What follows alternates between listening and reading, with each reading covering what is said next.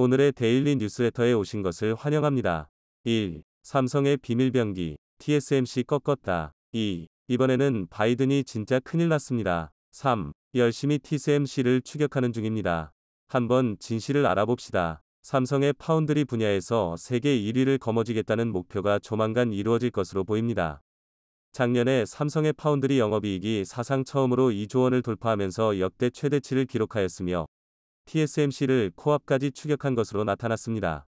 파운드리 매출과 영업이익이 작년 기준으로 각각 20조 원과 2조 원을 넘어선 것으로 확인되었습니다. 이러한 호조로 인해 작년 4분기에는 메모리를 포함한 삼성 반도체 전체 영업이익이 적자 전환을 면한 것으로 전해졌습니다. 올해에도 삼성의 파운드리 사업이 계속해서 성장세를 보이며 작년과 비슷한 수치를 넘어설 것으로 전망되고 있습니다. 파운드리 사업의 성장은 메모리 사업과는 달리 꾸준한 수익성을 보여주기 때문에 삼성에게 큰 의미를 갖고 있습니다.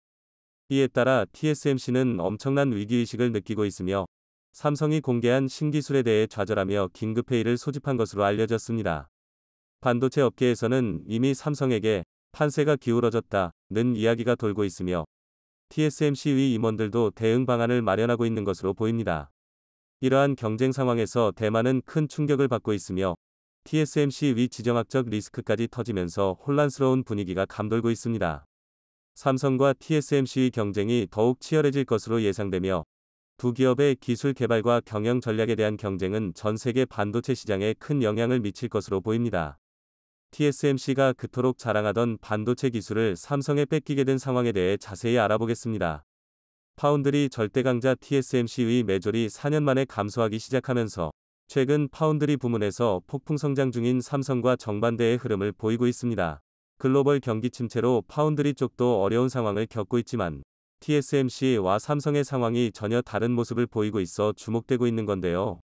반도체 업계에 따르면 TSMC의 올해 3월 매출은 1,455억 대만 달러, 우리 돈으로 6조 원으로 작년에 같은 기간 1,700억 대만 달러를 기록했던 것에 비하면 매출이 15%나 감소했습니다. 월 매출 기준으로 봤을 때에도 TSMC의 올해 3월 매출은 2021년 10월 이후 17개월 만에 최저치를 기록하며 바닥을 기었습니다. 이렇듯 TSMC는 경기 불황에 따른 IT 기기 수요 감소 영향을 직격탄으로 받으면서 대만의 신공장 건설 계획을 연기하는 등 투자에서도 속도 조절에 나섰습니다. 심지어 최근 반도체 업계에서 TSMC 이목구에서 난리가 났던 ASML EUV 노광 장비 주문량의 납품 기한도 연기했다는 소식까지 들려올 정도로 최악의 상황이 펼쳐지고 있다는데요. 반면에 삼성에게는 TSMC와는 전혀 다른 상황이 펼쳐지고 있는데 실제로 최근 파운드리 가동률이 올라가는 엄청난 일이 벌어지고 있는 중입니다. 반도체 업계에 따르면 삼성의 12인치 파운드리 가동률은 2분기 현재 90% 수준으로 글로벌 경기 침체로 작년에 80% 안팎까지 떨어진 가동률이 최근 10%포인트 상승했습니다. 반도체 업계가 전반적으로 힘든 상황을 겪고 있음에도 불구하고 삼성이 이렇게 선전할 수 있었던 건 최신 공정인 45나노 수율이 안정화되면서 고객사의 주문이 늘었기 때문입니다. 4터부터 5나노는 반도체 업계에서 가장 앞선 최선단 공정으로 자율주행을 위한 차량용 AP나 ADAS용 반도체 공정으로 주목받고 있으며 급성장한 AI 반도체 역시 이 공정을 활용해 생산되고 있습니다. 실제로 4나노 기반의 AI, 자동차용 칩 생산과 관련한 문의가 늘고 있으며 일부 대형 고객사들은 삼성에게 시제품을 요청한 것으로 알려졌습니다. 여기에 더해 반도체 설계부터 양산까지 진행하는 삼성만이 할 수 있는 턴키 프로젝트가 급증하고 있어 TSMC와는 차별화되고 있다는데요. 그런데 심지어 이제는 TSMC가 자랑하던 후공정 기술에서도 삼성이 비밀병기를 꺼내들면서 추월하는 상황이 됐다고 합니다. 반도체 업계에 따르면 최근 삼성은 첨단 패키징 기술인 팬아웃 웨이퍼 레벨 패키지 FOWLP를 올해 4분기부터 양산 라인에 본격 도입하겠다고 예상 시점을 구체적으로 밝혔습니다. FOWLP는 삼성의 파운드리 라이벌인 대만의 TSMC가 강점을 갖고 있는 패키징 기술로 앞서 TSMC는 이를 무기로 삼아 애플의 스마트폰용 칩 물량을 싹쓸이하기도 했습니다. FOWLP는 칩 두께를 혁신적으로 줄일 수 있는 데다 시간도 절약하고 원가도 절감할 수 있는 엄청난 무기인데요. 실제로 TSMC는 이 기술로 현재 연간 평균 11%씩 성장이 예상되는 팬아웃 시장 생산량 중 48%의 점유율을 차지할 만큼 TSMC에겐 핵심으로 꼽힙니다.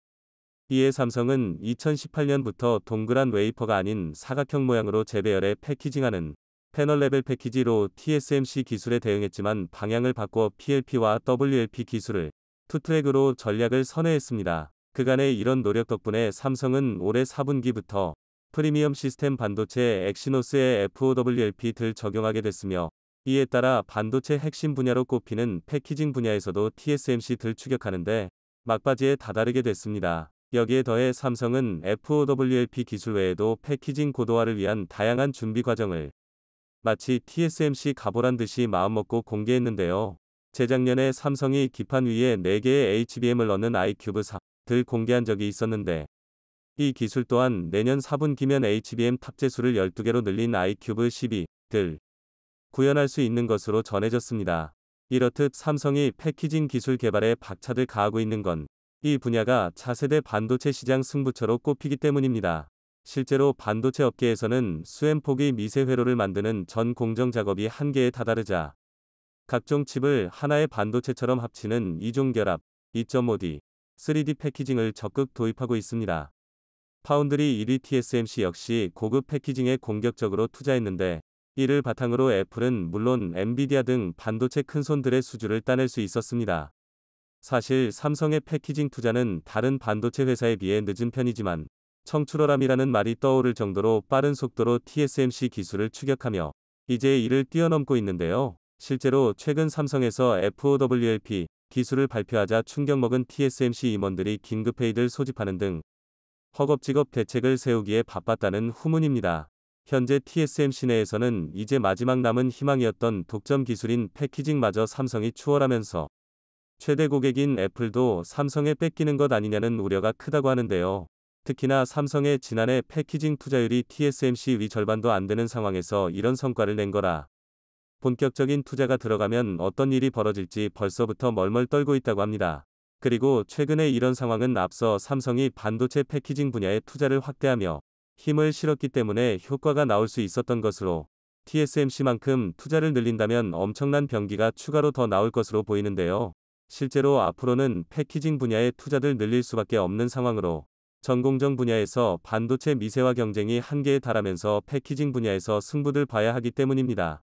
패키징이란 여러 종류의 반도체 칩을 하나의 기판에 효율적으로 담는 기술을 말하는데, 앞으로 파운드리 업계 주도권을 잡기 위해선 패키징 기술 개발이 필수가 된 겁니다. 실제로 최근 애플, 구글 등 IT 기업들도 독자적으로 칩을 개발하기 시작하면서 반도체를 고객사 입맛에 맞게 제작하는 파운드리 패키징 업체들이 가파른 성장세를 보이고 있는데요. 또 6G 기술과 자율주행자 등 미래 먹거리로 떠오르고 있는 분야에서 고성능 반도체를 필요로 하면서 패키징 기술은 이제 필수가 됐습니다.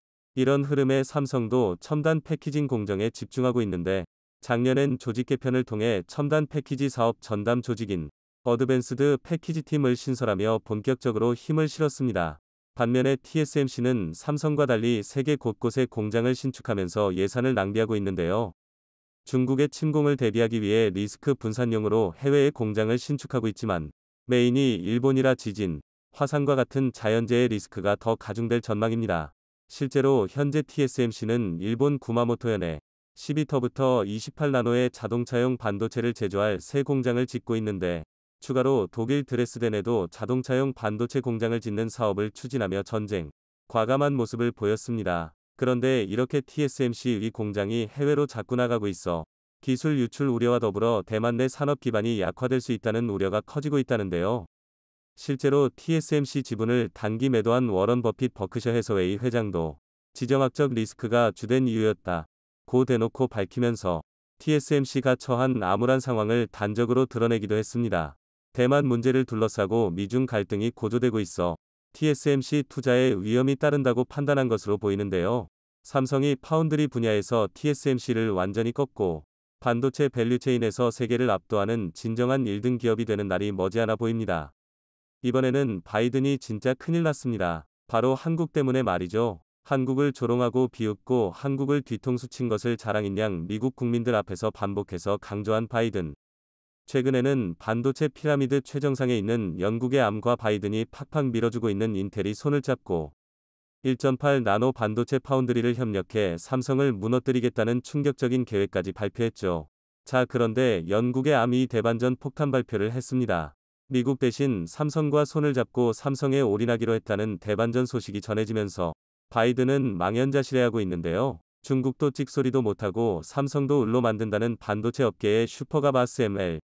날로 격해지는 세계 반도체 패권 전쟁에서 ASML은 슈퍼갑으로 불립니다.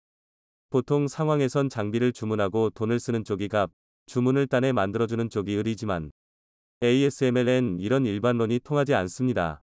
세계 반도체 위탁 생산, 파운드리, 1.2위인 대만 TSMC와 삼성전자가 돈보따리를 들고 찾아가도 이 회사가 전 세계에서 독점 생산하는 극자외선, EUV, 노광 장비를 원하는 대로 살 수 없습니다.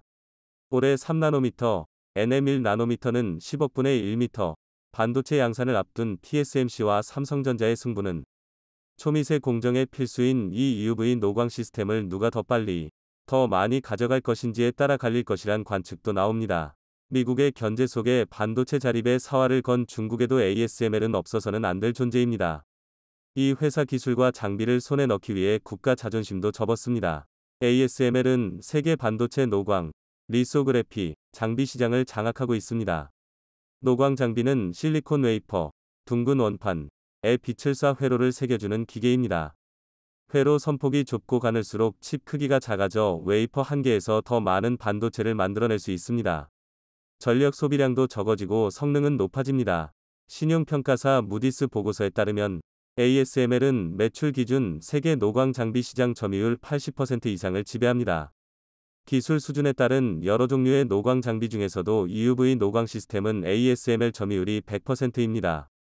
전 세계에서 ASML만 유일하게 EUV 노광 장비를 만들 수 있다는 얘기입니다. EUV 노광 시스템은 7나노미터 이하 초미세 회로를 새기는 공정의 필수적인 기술입니다.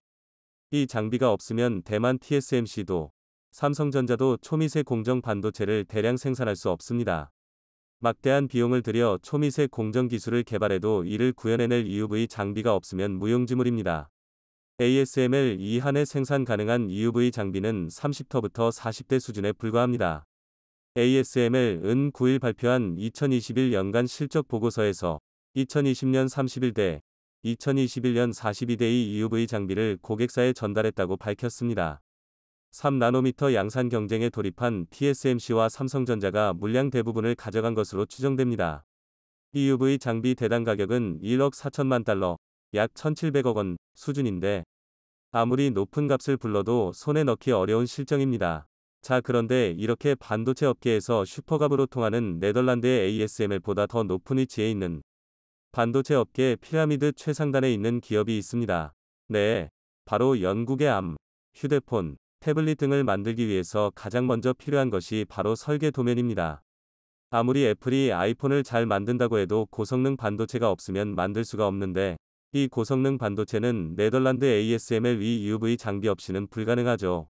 자, 그런데 이 반도체 자체를 만드는데 설계를 가장 먼저 해야 합니다. 설계 도면이 없으면 아예 시작조차 불가능한데요. 이 모바일 AP 설계 도면 시장은 전 세계 90% 이상을 바로 영국의 암이 독점하고 있습니다. 손정혜 소프트뱅크 회장이 40조 원에 샀을 당시 너무 고평가된 것 아니냐는 우려가 많았지만 현재는 50조, 60조 원을 주고도 못 삽니다.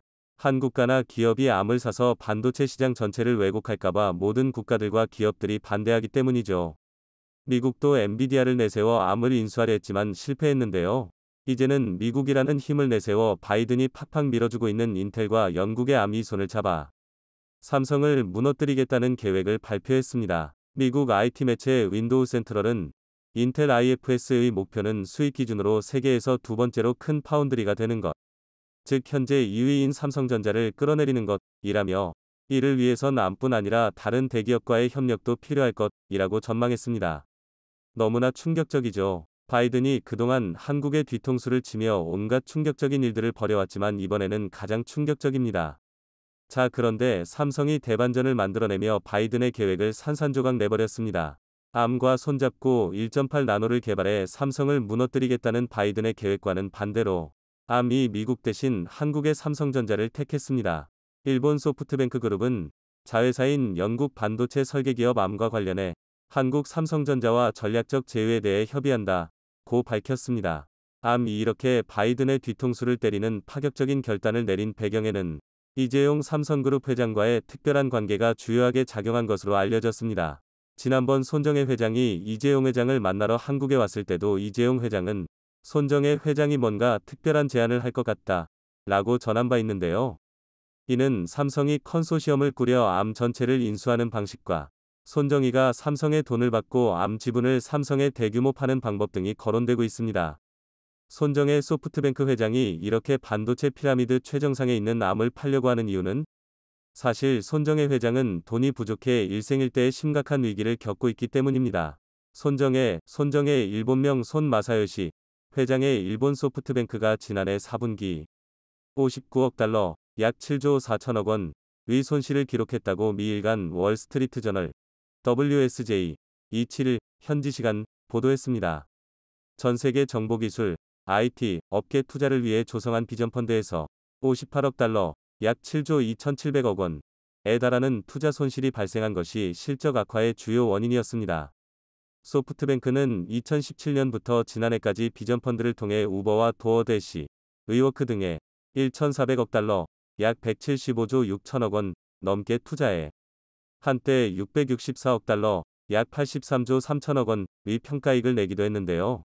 그러나 이후 이들 회사의 주가 하락으로 인해 현재 67억 달러, 약 8조 4천억 원의 누적 손실을 기록 중입니다.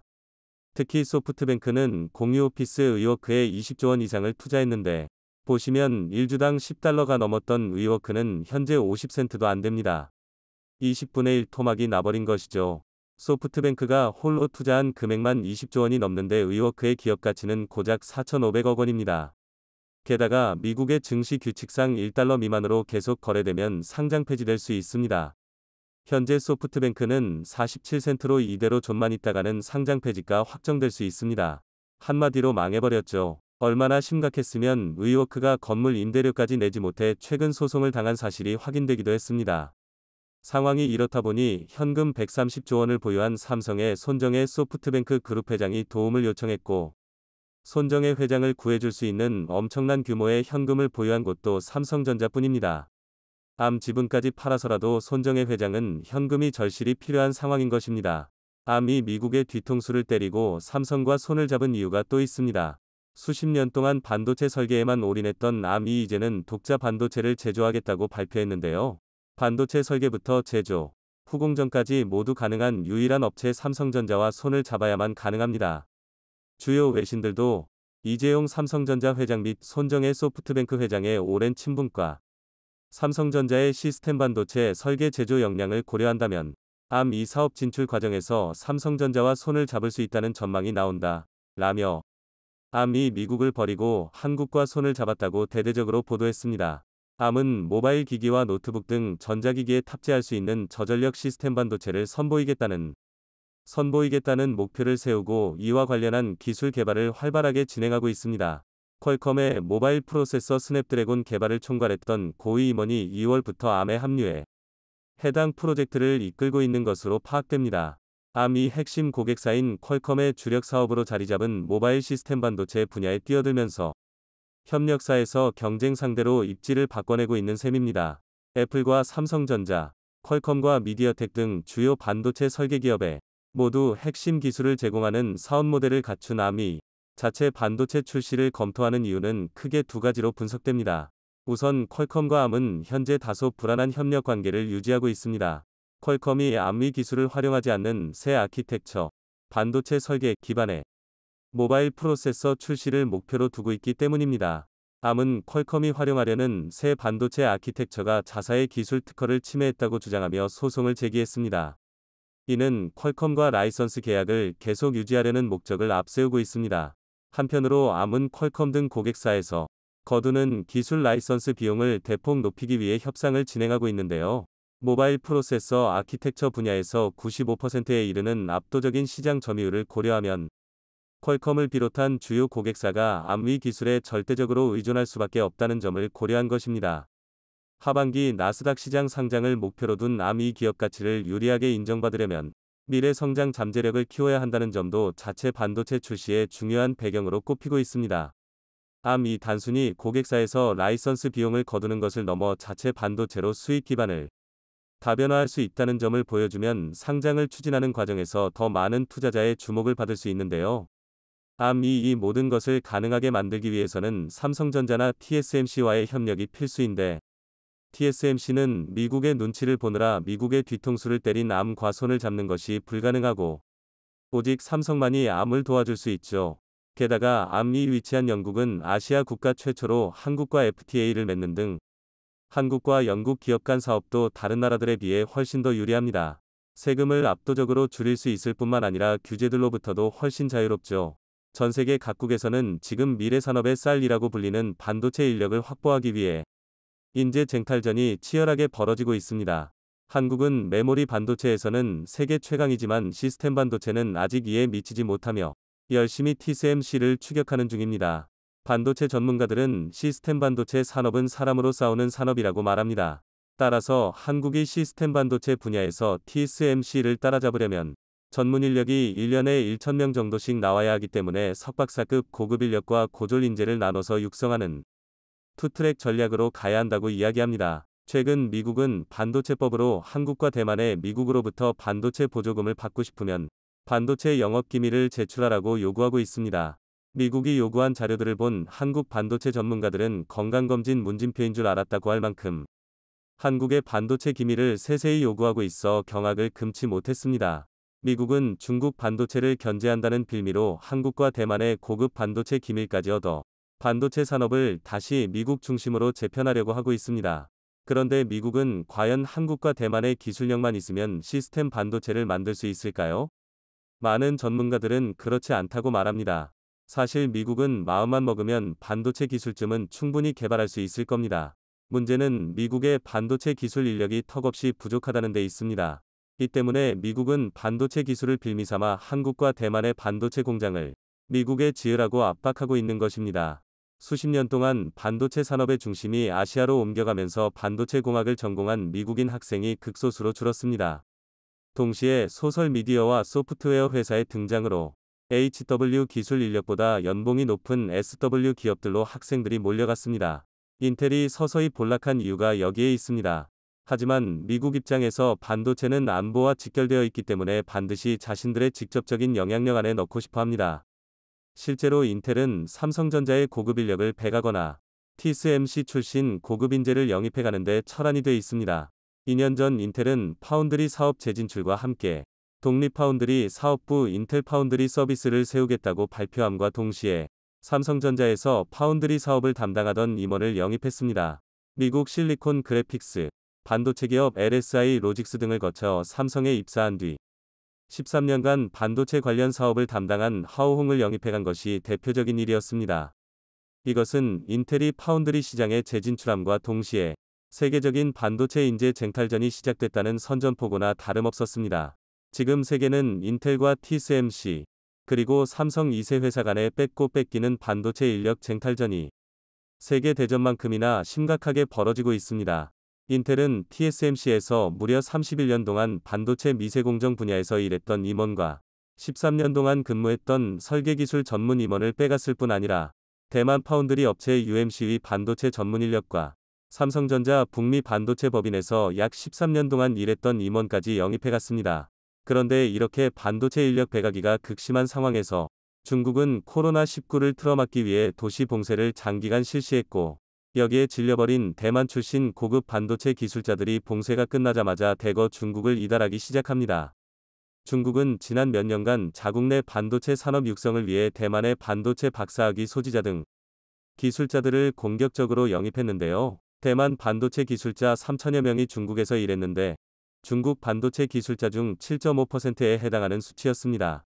TSMC에서 17년간 일했다가 삼성전자를 거쳐 2017년부터 SMIC의 공동 CEO를 맡고 있는 량멍숭이 대표적인 예였습니다.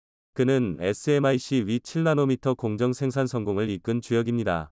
하지만 코로나19와 미중 반도체 갈등이 많은 것을 바꿔놓았습니다.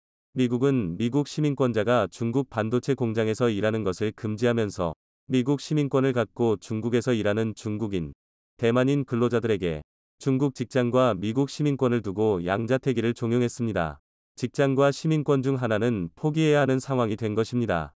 대만도 자국 반도체 인력이 새나가는 걸 막기 위해 아예 대만의 헤드헌터들이 중국을 위해 스카우트 활동을 할 수 없도록 했으며 대만에 진출한 중국 기업들을 단속하는 TF팀을 만들기까지 했습니다. 그간 미국의 반도체 부흥 전략은 간단했습니다. 중국을 이탈한 대만 출신 기술자들을 미국으로 유도하고 TSMC로부터 반도체 기술을 전수받아 반도체 부활을 시도한 것입니다. 하지만 결과적으로 미국의 전략은 실패했습니다. 역시 이유는 사람 때문입니다. TSMC는 자사가 운영하는 애리조나 반도체 공장 가동을 위해 미국 반도체 기술자들을 대만으로 데려와 약 1년 동안 교육 일정을 진행했습니다. 그런데 1년 동안 대만 생활을 하고 미국으로 복귀한 미국 엔지니어들이 스엔스에 TSMC에 대한 불만을 올린 겁니다. 이들 미국인 기술자들은 TSMC는 군사 문화를 가지고 있다. 보수가 업계 평균보다는 높지만 이를 위해서는 장시간의 근로를 해야 한다. TSMC 경영진의 피드백은 미흡하고 휴가도 성과 평가에 악영향을 미칠 수 있기 때문에 자제해야 하는 분위기다. 즉 미국 기술자들은 아시아 특유의 기업 문화에 전혀 적응하지 못했습니다. 반대로 올해 초에는 TSMC의 대만 출신 기술자들이 미국 공장에 가서 일을 하면서 미국인 근로자들과 업무 문화 차이로 극심한 갈등을 겪고 있다는 보도가 나왔습니다. TSMC 반도체 기술자들은 TSMC가 미국에 공장을 짓고 반도체 기술을 가르치는 것은 TSMC에게 도움이 되지 않으며 자사의 연구 능력을 분산시킬 뿐이라고 혹평했습니다. 미국 기술자들은 TSMC는 군사 문화를 가지고 있다고 혹평했으며 대만 기술자들은 미국 공장 인력들은 야근과 잔업을 전혀 하지 않는다며 생산량이 형편없다고 지적했습니다. 모리스 창 TSMC 창업자는 이미 두 나라 기술자들이 여러 가지 이유로 융합하기 힘들 것이라고 예견했는데 이 예언이 정확히 맞아떨어진 겁니다. 그런데 대만과 미국의 반도체 인력들 간 갈등은 삼성전자의 예상 밖의 호재가 되었습니다. 대만 기술자들이 기업 문화가 너무나 다른 미국보다는 대만과 문화가 비슷한 같은 동양권인 한국에 둥지를 트는 경우가 늘고 있기 때문입니다. 얼마 전 삼성전자는 대만 TSMC 엔지니어 출신 린준청을 영입, 삼성전자 부사장에 임명했다고 밝혔습니다. 린 부사장은 반도체 패키징 분야의 전문가로서 패키징과 웨이퍼 처리 분야의 다수의 특허까지 보유한 고급 기술 인력입니다. 또한 삼성은 대만의 반도체 기업 UMC 출신의 차이위엔천 상무를 파운드리 기술개발실 담당 임원으로 영입했는가 하면 애플, 엔비디아, 인텔, 브로드컴 등 미국 반도체 기업 출신 임원들도 다수 영입해 전진 배치하고 있습니다. 글로벌 반도체 혹한기 속에서도 삼성은 고급 인재 영입에 총력을 기울이고 있습니다. 퀄컴에서 자율주행 관련 반도체 개발 전문가인 베니 카티비안을 삼성 미국법인 부사장으로 영입했는가 하면 인텔에서 극자외선 기술 연구 전문가와 슈퍼컴퓨팅 기술 개발 전문가를 스카우트하기도 했습니다. 최근 아마존이나 트위터 등 빅테크 기업들이 대규모 인원 감축에 나선 것과는 정반대 행보이기도 합니다.